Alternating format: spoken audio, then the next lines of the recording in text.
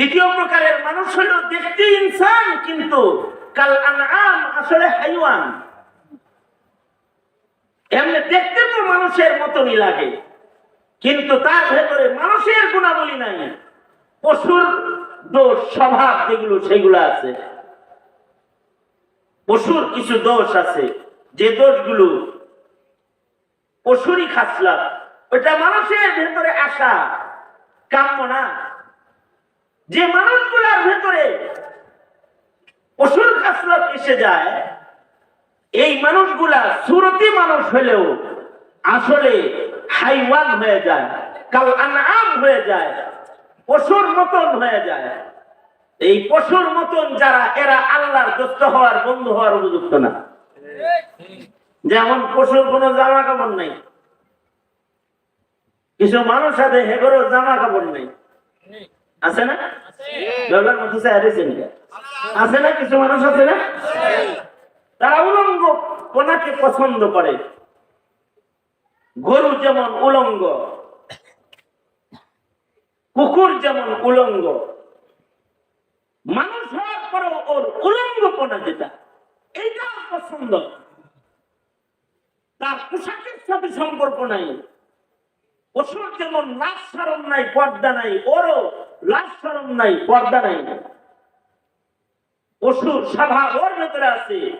পশু যেমন যত্রতত্র পেশাব পায়খানা করে, ও যত্রতত্র পেশাব পায়খানা করে, হায়া লাজ শরম নাই। কিছু মানুষ আছে দেয়ালে যদি লেখা থাকে এখানে পেশাব করিবেন না, করিলে 100 টাকা জরিমানা, এই পেশাব করার লেগে এটা পরে, এখানে পেশাব করিবেন না, করিলে 100 টাকা জরিমানা, এইটা পয়লা চলে যায়। মানে এতটা অমানবিক সে, যে এই খাসলাত তারা ছাড়তে পারে না। কিছু মানুষ আছে সূরত তো ইনসান, কিন্তু আসলে কাল হাইওয়ান, কাল আনাম, পশুর স্বভাব তার ভিতরে আছে। এই কারণে কিছু কিছু মানুষ দেখবেন, এরা যখন রাস্তা দিয়া মোটর সাইকেলে যাইতে থাকে, যায় তো একটা নর একটা নারী একসাথে, কিন্তু মানুষ তাদের স্বভাব দেখা পেছন থেকে বলতে থাকে দুইটা কুকুর যাইতেছে, কুত্তা কুত্তি যায়। কেন? কুকুরের যেমন লাজ শরম নাই, যত্র তত্র যৌনাচার করে, এরা হুন্ডার ভেতরে যাইতেছে, তাও চুমাচুমি করতে করতে যাইতেছে। মোটর সাইকেলের ভিতরে রয়েছে, তাদের ভিতরে লাজ শরম হায়া বলতে নাই। দেখতে তো ইনসান, কিন্তু স্বভাবগত ভাবে কেমন যেন তারা হাইওয়ান। মানুষও তাদেরকে মানুষ বলে না, মানুষ তাদেরকে হাইওয়ান বলে গালি দিতে থাকে। দেশের রাস্তাঘাট, পার, নদীর পার, এটা মানুষের আড্ডাখানা নয়। এখন এখন যেন হাইওয়ান জামানের আড্ডাখানায় পরিণত হয়েছে। এতটাই অমানবিক হালাত কিছু কিছু মানুষের ভেতরে পরিলক্ষিত হয়, যাদের লাজ শরম বলতে নাই। অথবা ঘরের ভিতরে আছে, তারপরেও পশুর কিছু খাসিলত আছে। পশুর যেমন বাপ মা সন্তান, এর কোনো তমিজ নাই। কিছু কিছু মানুষ আছে তাদেরও কোনো তমিজ নাই, তমিজ নষ্ট হয়ে যায়, জিন্দিগির আদাব নাই, আদাব নাই, আদব শূন্য জিন্দিগি। এতটাই আদব শূন্য, হাইওয়ানাতের জিন্দিগির মতো জিন্দিগিকে গ্রহণ করেছে, যে টেলিভিশন দেখতেছে বাপ বেটা, বাপ মেয়ে, ছেলের বউ, নাতি নাতনি সব মিলা যৌন সুশ্রীর সমকামিতা, সমর্থক প্রেমের নাটক দিয়ে এটা দেখতেছে, আর অভিনেতা অভিনেত্রীদেরকে বাহবা দিতেছে। লজ্জা করে না বাপ হয়ে নিজের সন্তানের সাথে সিনেমা দেখতেছে। অর্থাৎ এতটুকুন মানবিক আদব তার ভেতরে নাই। মনে রাখতে হবে, যে মানুষের ভেতরে মানুষের আদব নাই, ওই মানুষটা ওটা হাইওয়ান হয়ে যায়। দেখতে ইনসান, আসলে হাইওয়ান। আদব তো নবীজির সিরাতের অন্যতম একটি অধ্যায়। আদব নবী আলাইহিস সালাম মিল্লাতকে আদব শিখাইছেন, আদবের জিন্দেগি শিখাইছেন। সকলকে তার হক হুকুম সম্পর্কে আল্লাহর রাসূল তালিম প্রদান করেছেন, যাতে করে মানুষ আদব শূন্য না হয়ে যায়। আজকে আমাদের মুসলমানদের সমাজে অথবা মানুষের সমাজে হাইওয়ানাতের দোষগুলো প্রবেশ করতেছে, পশু পাখির দোষ প্রবেশ করতেছে। অথচ যদি কোনো পশুর ভেতরেও মানবিক গুণ পাওয়া যায়, একটা পশুর ভেতরে মানবিক গুণ যদি পাওয়া যায়, তাহলে এই পশুটার কদর বেড়ে যায়।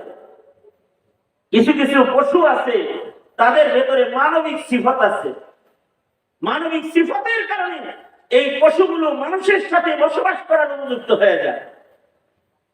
শুধু তাই না, পশুর ভেতরে যদি ইমানি সিফত এসে যায়, তাহলে দেখতে পশু হলেও এটা ইমানদের সাথে থাকার উপযুক্ত হয়ে যায়। যেমন আসহাবে কাহাফের কুকুর, তার ভেতরে ইমানদারদের কিছু সিফত পাওয়া গেছে। আল্লাহ তাআলা কোরআনে হাকিমে একটি কুকুরের আলোচনা মুমিনদের জামাতের সাথে করে ফেলেছেন। হযরত থানবী তো বলেছেন, শুধু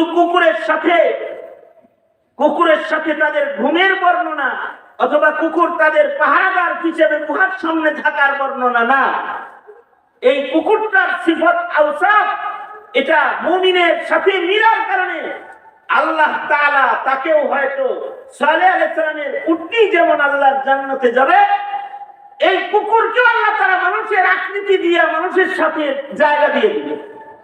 কিছু কিছু প্রাণী আছে, এদেরকে আল্লাহ তাআলা ঈমানদারদের সাথে জায়গা প্রদান করবে।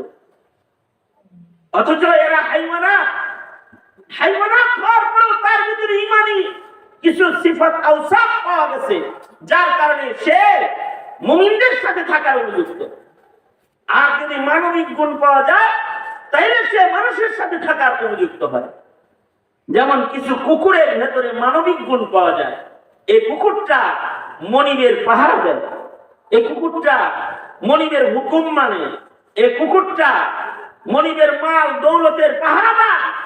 এবার এই কুকুরটা মানুষের বাড়িতে থাকার পারমিশন পেয়ে যায়, তাকে মানব দারোয়ান হিসাবে তার বাড়িতে জায়গা দিয়ে দেয়। অথচ এই কুকুর যদি ঘরে থাকে, ঘরে রহমতের ফিরিস্তা ঢুকবে না।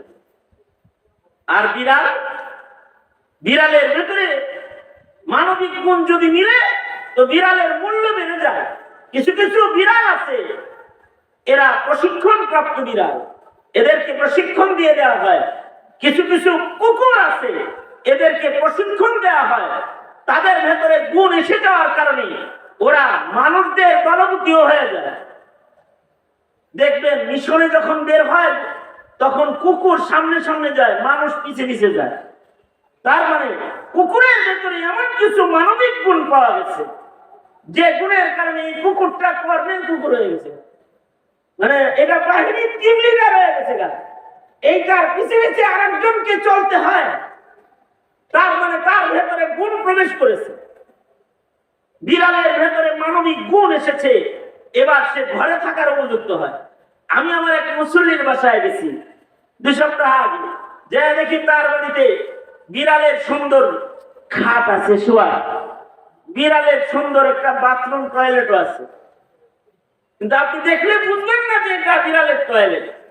এরকম ট্রের ভিতরে সুন্দর সুন্দর ছোট ছোট সরিষার দানা দিয়ে ভরা, বিভিন্ন কালারের, দেখলে মনে হয় যেন এটা ঘরের কোনো ডেকোরেশন হবে। তা আমি যে জিজ্ঞাসা করলাম, এটা কি ডেকোরেশন আবার এটা, এটার ভিতরে সরিষা নাকি? হাত দিয়ে তো দরবারি লাগছিলাম। না ওখানে হাত দিয়ে না, নিচে কিন্তু জিনিস আছে। কি জিনিস আছে? এটা হলো বিড়ালের টয়লেট। আমাদের ঘরের যে পোষা বিড়ালটা, ও এখানে টয়লেট করে, ও ভদ্র তো টয়লেট করে আবার নিজেই ঢেকে রেখে যায়। ঘরে বোঝা যায় না যে এটা বিড়ালের টয়লেট, মনে হয় এটা ডেকোরেশন, আসলে এটা বিড়ালের টয়লেট। ও যত্রতত্রকে সাফ করে না, যত্রতত্র পায়খানা করে না। ওর যদি কাজায় হাজত হয়, ও এই টয়লেটে এসে যায়। এখানে এসে ও বাথরুম ছেড়ে নিজের বাথরুম নিজেই ঢেকে রেখে যায়, খোলা অবস্থায় রেখে যায়। প্রশিক্ষণ প্রাপ্ত। আমি বললাম যে খায় কি? আপনারা ডাইনিং টেবিলে যা রাখেন এগুলো খায় ফেলায় না, তাই না?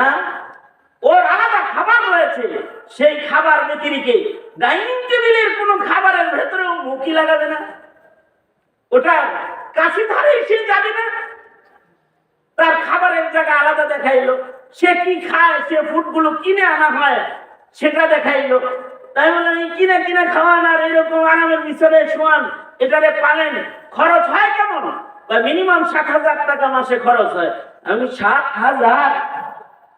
হ্যাঁ, আমি এতিম একটা লালন পালন করুন দেবো ভালো কায়দায় মাদ্রাসায়, এ বিরাট লালন পালন করতেছেন হুজুর, এ 7,000 না, আপনি যদি কয়েকদিন রাখেন তো 15,000 খরচ করুন। কেন? এর ভিতরে এমন কিছু মানবিক গুণ আছে যে আপনাকে 7,000 টাকার আনন্দ দিয়ে দিবে। আমি বললাম কিরকম, একটু শোনান দিই। আপনার মনটা খারাপ, বসে আছেন, তো ও বুঝে ফেলবে যে আমার বসের মন খারাপ, ও আস্তে করে আপনার পাশে এসে বসবে, পায়ের কাছে লেজ দিয়ে এমন ভাবে আপনাকে সুরসুরি দিবে আর এমন এমন আচরণ করতে থাকবে যে আপনি অন্য মনস্ক হয়ে যাবেন। আপনার টেনশন ছাড়াই আপনার সাথে খেলা শুরু করবে। আর ও যে খেলনাগুলো আছে আপনার চোখের সামনে যে এগুলো নিয়ে এমন এক ডিজাইন করবে, আপনি যে মন খারাপ ছিল আপনি এটা বাদ দিয়ে হ্যাঁ হ্যাঁ করে হাসতে থাকবেন ওর সামনে। আবার ও আপনার কাছে আসবে, আপনার কোলে চড়তে চাইবে, আপনি ওরে কোলে নিবেন, টেনশন বাদ দিয়ে ওর লোকে পরে গল্প শুরু করবেন। এমন কিছু মানবিক গুণের কারণে তার এত দাম। মানবিক গুণ বাসায় যখন থাকেন না তখন উল্টাপাল্টা করে না, কোন উল্টাপাল্টা করবে না।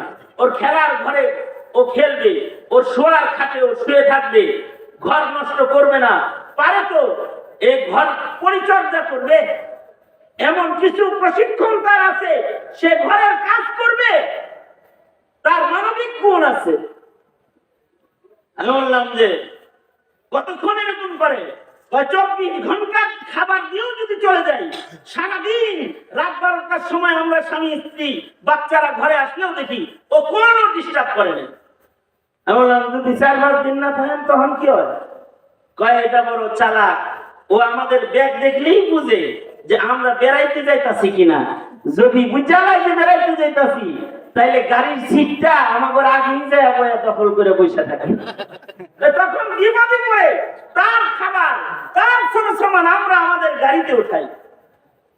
মানবিক গুণের কারণে যদি বিরামের মূল্য হয়, তো মানবিক গুণ মানুষের ভেতরে আসলে মানুষের কত মূল্য হয়।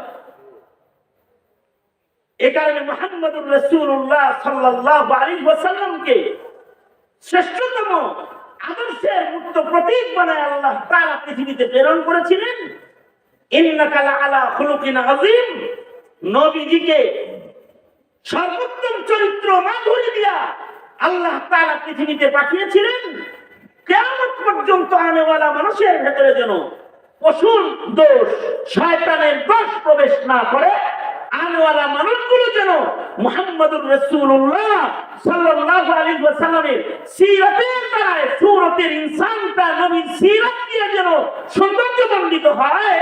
যারা নবীর সিরাত দিয়ে নিজেকে সৌন্দর্যমণ্ডিত করবে তারা নবীর আশিক হিসেবে আল্লাহর বন্ধু হয়ে আল্লাহর কাছে জায়গা পেয়ে যাবে। কিন্তু যে মানুষের ভেতরে হাইওয়ানিয়ত গালেব, সে আল্লাহর কাছে অপছন্দের, শয়তানিয়ত গালেব, আল্লাহর কাছে অপছন্দের। কিন্তু যার ভেতরে আখলাক গালেব, আখলাকিয়ত গালেব, মুহাম্মদুর রাসূলুল্লাহ সাল্লাল্লাহু আলাইহি সাল্লামের গুণ গালেব, মুহাম্মদুর রাসূলুল্লাহ সাল্লাল্লাহু আলাইহি ওয়াসাল্লামের আদর্শিক শিক্ষাগুলো যার ভেতরে গালেব, সে আল্লাহর রাসূলের নৈকট্যশীল উম্মত হিসেবে গণিত হয়ে যায়, আল্লাহর নৈকট্যশীল বান্দা হিসেবে গণিত হয়ে যায়। কিন্তু আশ্চর্য বিষয় হলো আমাদের সমাজের নতুন প্রজন্মরা পশুত্ব চিনে, পশুত্ব পছন্দ করে, হাইওয়ানিয়ত পছন্দ করে, শয়তানিয়ত পছন্দ করে, আর আখলাকিয়তকে তারা গালি প্রদান করে। এই জমানার মুসলমানদের এখন হলো এই দশা, কারণ তারা আখলাকিয়ত কি জিনিস এটা তারা জানেও না, চিনেও না, নবী কি জিনিস তাও জানে না। ভয়ঙ্কর এক গল্প শুনেছি। আমার এক বন্ধু মুফতি এনায়েতুল্লাহ এক জানাজায় গিয়েছে, সেখানে একটি জানাজা হয়েছে, যেই জানাজায় দাদার নাতি নাতনি ছেলে ছেলের বউ তারা বিদেশ থেকে এসেছে দাদার জানাজা পড়ার জন্য। যখন জানাজা হইতেছে, জানাজা শেষ হওয়ার পরে বাচ্চা ছেলেটা তার বাবাকে বলতেছে, বাবাকে জিজ্ঞেস করতেছে, আব্বু এই যে জানাজা পড়া শেষ হলো, এখন কি দাদুকে আগুন দিয়ে পোড়ানো হবে? অর্থাৎ হিন্দি ফিল্ম দেখতে দেখতে, মরার পরে মানুষ পোড়ানো দেখতে দেখতে মুসলমানের মৃত্যুর পরে কি করতে হয় এটা মুসলমানের উনাদ হয়ে জানে না। নিজের পিতাকে জিজ্ঞেস করতেছে, আব্বা দাদার জানাজা হয়ে গেল, এখন কি দাদাকে পোড়ানো হবে, আগুনে পোড়ানো হবে? বাপ তো শর্মিন্দা হয়ে গেছে, নিজের সন্তানের মুখ চেপে ধরছে, কি বলবে এটা?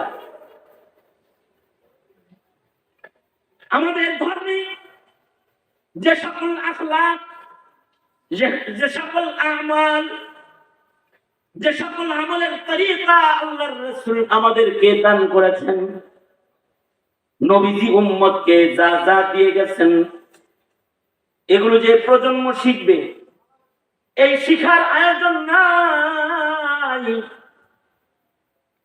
পশুত্ব শিখাইবার জন্য নাটক সিনেমার আগমন হয়েছে, শয়তানিয়ত শিখাইবার জন্য নষ্ট লেখার আগমন হয়েছে। ধর্ম থেকে মুসলমানদেরকে দূরে সরানোর জন্য অপসংস্কৃতির সয়লাব সমাজে চালু হয়েছে। কিন্তু ইনসানিয়ত, মানবিক গুণ, মানুষের ইবাদত, মানুষের আখলাক সুন্দর বানানোর জন্য আল্লাহর রাসূলের মাধ্যমে যে তাহযীব তামাদ্দুন আল্লাহ তাআলা কিয়ামত পর্যন্ত আনেওয়ালা বান্দাদেরকে দান করেছেন, সে আখলাকগুলোর সাথে নবপ্রজন্মের এখন পরিচয় নেই। তারা খোদ আল্লাহ চিনে না, রাসূল চিনে না, তারা কোরআন চিনে না, তারা ধর্ম চিনে না, তারা কবরের হালত বরজখ চিনে না। আরে কবরে দাফন করতে হয় তাও বুঝে না। তারা মুসলমানের ঘরে জন্মায় হিন্দি ছবি দেখতে দেখতে সন্তানকে হিন্দি ছবি দেখায় দেখায় মুসলমান মৃত্যুর পরে তার কি আমল এটা পর্যন্ত মুসলমানকে শিখায় নাই। অর্থাৎ বাবা মইরা গেলে বাবাকে সুন্নত তরিকায় দাফন করার যোগ্যতা বাবার সন্তান গুলার নাই। আর নাতিরা তো মনে করে যে দাদারে আগুন দিয়ে পোড়াইতে হবে, এতটুকু জ্ঞান তাদের নাই যে তাদের কবরে রাখা হবে। এই পৃথিবী তাদের আসল জগৎ নয়। কবরে যাওয়ার পরে তাকে প্রশ্ন করা হবে, প্রশ্নের উত্তর দিলে সে জান্নাত পাবে, আর উত্তর না দিতে পারলে কবরে তার শাস্তি হবে। এই আকীদা বিশ্বাস বরজখের বিশ্বাসটুকুন পর্যন্ত নাই, রাসূলকে পর্যন্ত চিনে নাই। এ কারণেই জন্মিয়েছে মুসলমানের ঘরে আর মৃত্যুবরণ করতেছে আসাদুরের দলে, আসাদুরের দলে, নাস্তিক আর মুরতাদের দলে গিয়ে মৃত্যুবরণ করতেছে। ভাই দোস্ত বুজুর্গ, লম্বা করে এত ওয়াজ করার কোনো দরকার নেই। যার বুঝ আসে তার তো দুই কথাই বুঝ এসে যায়। তবে আমি আপনাদেরকে যে কথাগুলো বলছি, এই কথাগুলোর দিকে খেয়াল করুন। নিজের সন্তানকে আল্লাহ চিনান, রাসূল চিনান, ধর্ম চিনান, কোরআন চিনান, কবর চিনান, মিজান চিনান, পুরস্কার চিনান। তারা খেলোয়াড় চিনে, নায়ক চিনে, নায়িকা চিনে, গায়ক চিনে, গায়িকা চিনে, নেতা চিনে, নবী চিনে না, বাপুর চিনে, ধর্ম চিনে না, ধর্ম চিনে না। কি জবাব দিবেন আল্লাহর আদালতে কিবরিয়াতে? খালি উম্মত হয়ে জন্ম নিলেই হয়ে যায়? নবীর কোনো হাত নাই। উম্মত হিসাবে নবীকে হাঁটাই করে নবীর উপরে ঈমান রাখতে হয়। আল্লাহ আর বান্দার ভেতরে যেমন হক হুকুক আছে, নবী এবং উম্মতের ভিতরেও হক হুকুক আছে। মা বাপ আর সন্তানের ভিতরেও হক হুকুক আছে, উস্তাদ আর ছাত্রদের ভিতরেও হক হুকুক আছে, বন্ধু আর বন্ধুর ভিতরেও হক হুকুক আছে। এই হুকুক গুলো তো বুঝতে হবে। যদি হুকুক না বুঝে তো হক আদায় করবে কিভাবে? আল্লাহ রাসূল তার সাহাবীকে সুন্দর করে বসে বসে আল্লাহর হক চিনাইতেন, নবীর হক চিনাইতেন, ধর্মের হক চিনাইতেন, বান্দার হক চিনাইতেন। হযরত মুআয ইবনে জাবাল আল্লাহর রাসূল সাল্লাল্লাহু আলাইহি ওয়াসাল্লামের সাথে সওয়ারিতে চড়ে যাইতাছেন। হযরত মুআয বলেন, আল্লাহর রাসূলের পিছনে আমি এমন ভাবে বসেছি, আমার আর নবীর মাঝখানে দ্বিতীয় কোনো পর্দা নাই। অর্থাৎ বোঝা যায় সওয়ারির উপরে আল্লাহর রাসূল সামনে বসছেন, আর হযরত মুআয পেছন থেকে আল্লাহর রাসূলকে জড়িয়ে বসে আছেন। হযরত মুআয ইবনে জাবাল বলেন, আল্লাহর রাসূল আমাকে জিজ্ঞেস করতেছেন, এই মুআয, আমাকে আল্লাহর রাসূল ডাকলেন। আমি ডাকের জবাবে বললাম, লাব্বাইক ওয়া সা'দাইক ইয়া রাসূলুল্লাহ। আল্লাহর রাসূল আমাকে দ্বিতীয়বার আবার ডাকলেন, ইয়া মুআয। আমি আবার বললাম, হাজির আছি ওগো আল্লাহর নবী, বলুন লাব্বাইক ওয়া সা'দাইক। হযরত মুআয বলেন, আল্লাহর রাসূল আমাকে আবার ডাকলেন, ইয়া মুআয। আমি আবার বললাম, লাব্বাইক ইয়া রাসূলুল্লাহ। তিনবার ডেকে আল্লাহর রাসূল আমাকে জিজ্ঞেস করলেন, মুআয, বান্দার উপরে আল্লাহর হক কি জানো? বান্দার উপরে আল্লাহর হক হলো বান্দা তার রবের হক আদায় করবে এইভাবে যে রবের সাথে অন্য আর কাউকে শরীক করবে না। বান্দা তার রবের সাথে কাউকে শরীক না করে রবের হক আদায় করবে। আর আল্লাহর উপরে বান্দার হক হলো যে বান্দা আল্লাহর হক আদায় করবে, আল্লাহ তাআলা বান্দার হক আদায় করবে। যে বান্দা আল্লাহর হক আদায় করে শিরিক থেকে নিজেকে বাঁচাবে, ও বান্দাকে আল্লাহ তাআলা বান্দার হক আদায় করে নিজের কাছে আল্লাহর জান্নাতে জায়গা প্রদান করবে। সুবহানাল্লাহ। নবীর তো হক আছে এরকম। নবীর কি হক? এক নাম্বার হক নবীজির উপরে ঈমান আনয়ন করা, তাসদীক বির রাসূল বিজামি কামালাতিহি। যেভাবে রাসূলের উপরে ঈমান দরকার সেইভাবে রাসূলের উপরে ঈমান আনবে। আমাদের সন্তানরা নবীর উপরে ঈমান আনে বটে, কিন্তু নবীর শান মতো নবীকে মানে না, নবীর খাতমে নবুয়ত মানে না, নবীর ইজ্জত আজমত সহ নবীজিকে মানে না, নবীর মিরাজ মানে না, নবীর বিভিন্ন আখলাকের উপরে তাদের প্রশ্ন, নবীজির বিভিন্ন আমালের উপরে তাদের প্রশ্ন। নবীজির শান মতো নবীজিকে মানে না। না, নবীজির এক নাম্বার হক হলো নবীজিকে নবীজির শান মতো মানতে হবে। দ্বিতীয় নাম্বার হক, নবীজির ইত্তিবা করতে হবে, নবীজির অনুসরণ অনুকরণ করতে হবে। তিন নম্বর হক, নবী আলাইহিস সালাতু ওয়াস সালামকে সর্বোচ্চ মুহাব্বত করে হক আদায় করতে হবে। কতটুকু মুহাব্বত করবে? মায়ের চেয়ে বেশি মুহাব্বত করবে, বাবার চেয়ে বেশি মুহাব্বত করবে। যেই হকটা না বুঝার কারণে ওয়াইসুল কারনি সাহাবী হতে পারেন। ওয়াইসুল কারনি যদি এই হকটা বুঝে ফেলত তাহলে রাসূলের কাছে প্রশ্ন করতো না, মার খেদমত করবো না, আপনার কাছে আসবো। প্রশ্ন না করে মায়ের খেদমতে কাউকে লাগায় দিয়া সে মার চাইতে যে রাসূলকে ভালোবাসে বেশি এটা দেখা দিত। আর যদি দেখা দিত তাহলে ওয়াইসুল কারনি সাহাবিয়তের মাকাম পেয়ে যেত, লাসানি দলের মেম্বার হয়ে যেত, সদস্য হয়ে যেত। এই কারণে আল্লাহর রাসূলকে যে মুহাব্বত করার লাগে কতটুকু এটাও তো বুঝতে হয়। আমাদের সন্তানরা এটা বুঝে না বিদায়ী নেতাকে যতটা মহব্বত করে নবীকে অতটা মহব্বত করে না, করে না। এ কারণে নেতার উপরে আক্রমণ হলে ক্ষিপ্ত হয়ে যায়, নবীর ইজ্জত টেনে নাস্তিকরা নবীজিকে লাঞ্ছিত করলেও তার গায়ে কোনো নড়াচড়া আসে না, আসে না। কারণ নবীজিকে তারা হক আদায় করে ভালো বাসেন। আল্লাহর রাসূলের 4 নম্বর হক হলো নবীর নাম উচ্চারণ হলে দরুদ পড়া। যারাই নবীর এই হক আদায় করবে, বেশি বেশি দরুদ পড়বে, যখনই নাম উচ্চারিত হবে মুহাম্মাদুর রাসূলুল্লাহ সাল্লাল্লাহু আলাইহি ওয়াসাল্লাম, বেশি বেশি করে নবীর পরে যারা দরুদ পড়বে, আল্লাহর রাসূল বলেন আমার ইত্তিবার হক যারা আদায় করবে তারা আমার সাথে জান্নাতে থাকবে। সুবহানাল্লাহ। মান আহাব্বা সুন্নতি ফাকাদ আহাব্বানি ওয়া মান আহাব্বানি কানা মাই ফিল জান্নাহ। আল্লাহর রাসূল বলেন আমার মুহাব্বতের হক যারা আদায় করবে, লা ইউমিনু আহাদুকুম হাত্তা আকুনা আহাব্বা ইলাইহি মিন ওয়ালিদিহি ওয়া ওয়ালাদিহি ওয়ান নাসি আজমাইন। যারা নবীর মুহাব্বতের হক আদায় করবে, আল মারউ মা মান আহাব্বা, নবীজির সাথে জান্নাতে থাকবে।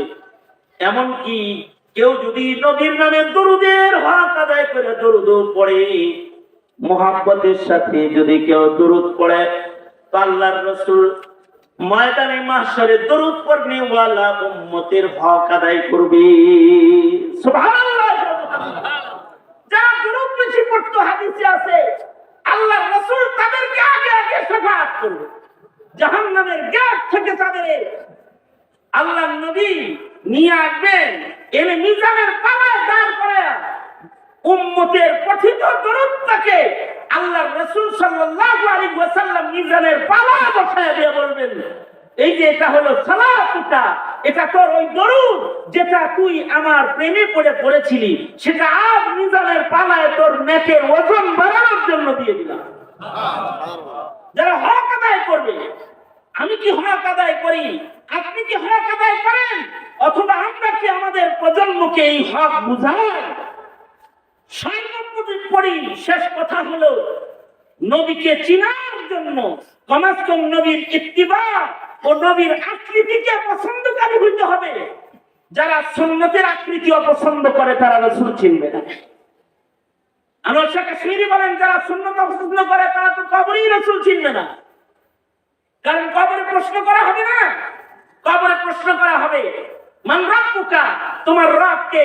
কবরে প্রশ্ন করা হবে মা দীনুকা, তোমার ধর্ম কি?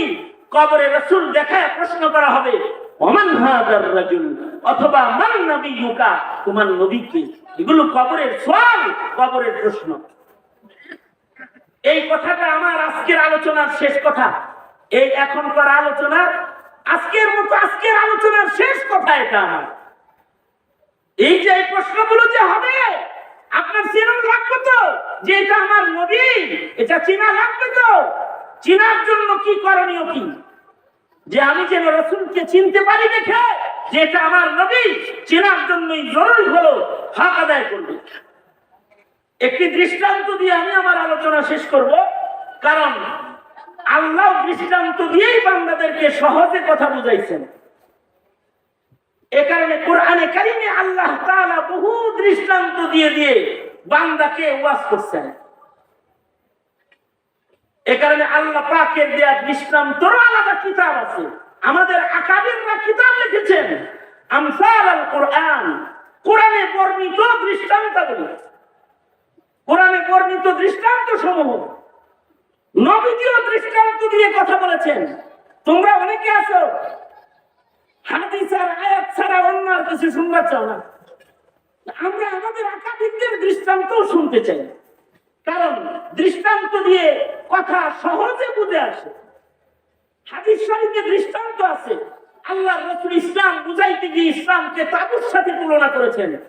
ঘরের খুঁটি দিয়া আল্লাহর রাসূল ইসলাম বুঝাইছেন যে ঘরের খুঁটি একটা দুর্বল হলে যেমন ঘর টিকে না, ইসলামের স্তম্ভ দুর্বল হলে ইসলামের তাবু টিকে না। দৃষ্টান্ত দিয়ে আল্লাহর রাসূল কথা বলেছেন। আর আল্লাহর রাসূল যে সকল দৃষ্টান্ত দিয়ে কথা বলেছেন, এর উপরেও আমাদের আকাবিররা কিতাব লিখেছেন আমসাল আল হাদিস, আমসাল আল কোরআন, আমসাল আল হাদিস কিতাবের নাম কিতাব লিখেছেন। আমাদের এক আকাবির কাসিম নানতুবি রাহমাতুল্লাহি আলাইহি, উনি একদিন বয়ান করতেছিলেন, বয়ান করতে দেয় উনি বলতেছিলেন কবরটা যদি নেককারের রোগে হয় তাও তো জান্নাতে যাওয়া যায়, কবরটা যদি নেককারের সাথে হয় তাও তো জান্নাতের একটু খুশবু পাওয়া যায়। তো হযরত যখন এই বয়ান করতেছেন তখন হযরতের পাশে দাঁড়ায় দাঁড়ায় বাতাস দিতেছিল হযরতের খাদেম, নাম তার আল্লাদিন। আল্লাদিনে কয় আমল নাই কিছু নাই, ভালো মানুষের লাগে শুইলেই কবরে জান্নাত পাইবো। তো হযরত তাকে আয়াত হাদিস দিয়ে না বুঝায় তাকে বললেন, আল্লাদিন একটা দৃষ্টান্ত শোনো, তুমি যে আমাকে বাতাস দিতেছ, তোমার পাখার বাতাস কি শুধু আমাকেই ঠান্ডা করতেছে নাকি আমার ডানে বামে যারা আছে তাদেরও বাতাস লাগতেছে? কয়েক না, আমার পাখার বাতাস আপনাকেই শুধু ঠান্ডা করে না, ডানে বামে যারা আছে তাদেরও লাগতেছে। তোমার পাখার বাতাসে যদি আমাকে কেন্দ্র করে যেটা দেয়া হয় সেটা যদি আমার ডানে বামের কাউকে ঠান্ডা করে দেয়, তাহলে আল্লাহর দেয়া জান্নাতের সেই শীতল বাতাস কোন মুমিনের কবরে প্রবাহিত হলে তার ডানে বামের কবরে কিছু বাতাস কেন লাগবে না? কেন লাগবে না? এ কারণে নেককারের কবরের সাথে কবরে জুড়াব আছে। দৃষ্টান্ত দিয়ে বুঝাইলেন। আমি আমার আজকের আলোচনার শেষ কথাটা একটি দৃষ্টান্ত দিয়ে বুঝিয়ে আপনাদের কাছ থেকে রুখসত নিতে চাই। সেটা হলো আজ থেকে 35-40 বছর পিছনে চলে যাই, চলেন। যেই যুগে এই ক্যামেরা অথবা এই মোবাইল অথবা এই লাইভ সিস্টেম অথবা ইন্টারনেট প্রযুক্তির আগমন হয় না, তখন কেউ যদি বিদেশ যেত 5 মাস পরে 5 বছর পরে 10 বছর পরে আসতো, তাই না? 5 বছর 10 বছর পরে স্বামী তার স্ত্রীকে দেখতো, স্ত্রী স্বামীকে দেখতো। 6 মাসের বাচ্চা রেখে গেছিল, আয়া দেখে বাচ্চা ফ্লোরে পড়ে, বিদেশ থেকে এসে দেখে ফ্রিতে ভর্তি হয়েছে। এ কারণে আগের সেই প্রবাসীরা কি করত? প্রবাসীরা যখন বাড়িতে চিঠি পাঠাইতো তখন চিঠির ভেতরে নিজের প্রেজেন্ট একটা ছবি তুইলা ওইটাও চিঠির ভেতরে দিয়ে পাঠায় দিত। কি জন্য পাঠাইতো? ছোট বাচ্চাটা যেন কমস কম ছবি দেখে বুঝতে পারে এইটা আমার আব্বা। বাবারে দেখলে যেন চিনে, এটা তো ছবির দেখা, সেই আব্বাই রে এয়ারপোর্টে নামছে রে, কমস কম চিনে, এটা চিনে। এখন তো এই অনলাইন পৃথিবী, এখন ভিডিও কলের মাধ্যমে পিতাকে দেখায় দেয়। তখন তো আর দেখানোর সিস্টেম ছিল না, তখন দেখার জন্য একটা ছবি তুলে পাঠায় দেওয়া লাগতো। মা তার সন্তানকে ছবি দেখায় বলতো, বাবারে পেটের দায়ে হালাল কামাইয়ের জন্য তোর বাবা বিদেশে অবস্থান করে, মাঝে মাঝে তোর বাবার চিঠি আমায় কাঁদায়। বাবারে কত মানুষ বাবার কোলে উঠে তুই উঠতে পারিস নাই, যে তোর বাবার ফটো, তোকে ছোটবেলায় তোর বাবার রেখে দূরদেশে তোর ভবিষ্যৎ জিন্দেগি সুন্দর বানাইবার জন্য তোর বাবা কামাইয়ের জন্য প্রবাসী হিজরতকারী হয়েছে। এই যে ছবি পাঠাইছে তোকে দেখানোর জন্য, এ বাবা এইটা কিন্তু তোর বাবার ছবি, তোর বাবার নাকটা কিন্তু এমন সুন্দর, তোর বাবা কিন্তু দেখতে এমন। 5 বছর পরে যখন বাবার ফিরার টিকিটের সময় হয়, সন্তানটা ফটো লইয়া এয়ারপোর্টে দাঁড়ায়, একবার বাবার ছবি দেখে আবার এয়ারপোর্টে যারা নেমেছে তাদের দেখে, এক পর্যায়ে নিজের বাবার সাথে ছবির সাথে মিল দেখা বাবারই যখন চিন্না ফেলায়, 5 বছরের বিয়োগ বেদনা হাতের ছবিকে ফেলে দিয়ে সোজা নিজের বাবার বুকে নিজের বুকে লাগাইতে সন্তান যেমন দৌড়ে যায়, আর বাবার বুকে যেমন যায় জড়ায় ধরে ফেলায়, দুনিয়ার মাটিতে মুহাম্মাদুর রাসূলুল্লাহ সাল্লাল্লাহু আলাইহি ওয়াসাল্লামের সুন্নতের প্রতিচ্ছবির সাথে যাদের পরিচয় থাকবে, যারা দাড়ি ভালোবাসবে, যারা টুপি ভালোবাসবে, যারা সুন্নত ভালোবাসবে, নবীর আকৃতির সাথে যাদের দুনিয়াতে পরিচয় ঘটবে, কবরের জগতে বরজখে যখন তার কবর থেকে তার রাসূলের কবর পর্যন্ত রাস্তা খুলে যাবে, ইমানের দূরবীন দিয়া রওজার পয়গম্বরকে যখন সে কাছে দেখবে, আর যখন ফেরেশতারা বলবে ওই যে দেখা যায় ওমান হাদার রাজুল, এই লোকটাকে চেননি, তখন বলবে কার কথা জিগাও রে, আরে এ নবীর সুন্নত শিখতেই তো আলেম ভালোবেসেছি, এ নবীর সুন্নত শিখতে নেককারদেরকে ভালোবেসেছি, এ নবী তো সেই নবী যার চেহারার বর্ণনা, যার পোশাকের বর্ণনা, যার আখলাকের বর্ণনা সারা জনম শুনেছি, এটা আমার নবী মুহাম্মদুর রাসূলুল্লাহ সাল্লাল্লাহু আলাইহি ওয়াসাল্লাম। কবরে যখন উম্মত নবী চিনবে, কবরে যখন উম্মত তার রব আল্লাহ এটা বলতে পারবে, কবরে যখন তার ধর্ম ইসলাম এটা যখন উম্মত বলতে পারবে, তো রাসূল বলেছেন কবরের প্রশ্নের উত্তর যাদের সহজ হবে তাদের কবরটাই আল্লাহর জান্নাতের বাগান হয়ে যাবে। কিন্তু সওয়াল জবাব যদি উত্তর যদি না দিতে পারি, তাহলে কিন্তু কবর থেকেই আযাবের জিন্দেগি শুরু হয়ে যাবে। এ কারণে আমার প্রজন্ম, আমার সন্তান যেন রাসূল চিনে, আমার সন্তান যেন বিজাতীয় কালচার দিয়ে নিজেকে না সাজায়, আমার সন্তান যেন সুন্নতের রঙে রঙিন হয়। এ কারণে রাসূলকে নিজের সন্তানের কাছে তুলে ধরা, এ কারণে আল্লাহ তার বন্ধুকে বান্দাদের সামনে তুলে ধরেছেন, ইয়া আইয়ুহান নাবিয়্যু ইন্না আরসালনাকা শাহিদান ওয়া মুবাশশিরান ওয়া নাযীরা ওয়া দাঈয়ান ইলাল্লাহি বিইذনিহি ওয়া সিরাজাম মুনীরা। সুতরাং হে জাতি, নিজের প্রজন্মের কাছে নিজের পয়গম্বরকে তুলে ধরো। গোমাতাকে তুলে ধরা হয়েছে, ট্রান্সজেন্ডারকে তুলে ধরা হয়েছে, ডারউইনের মতবাদকে তুলে ধরা হয়েছে, আর তোমার রাসূলের সিরাতকে ছিঁড়ে কেটে ইসলাম শূন্য সিলেবাস করা হয়েছে। চিন্তা করো কখনো? চিন্তাও তো করো না কখনো। প্রজন্মের এই দুর্দশার জন্য কিন্তু অভিভাবকদেরকেই এক সময় আদালতে কিবরিয়াতে আসামি হতে হবে। সুতরাং আমার পঠিত হাদিসটাকেই সামনে করে আমি কিছু কথা আজকে বললাম। আয়াত নিয়ে কথা বলার মতো ধৈর্য আমার নাই, সঙ্গত কারণে আমি আপনাদের কাছে একটি দাওয়াত শুধু পেশ করতে চাই।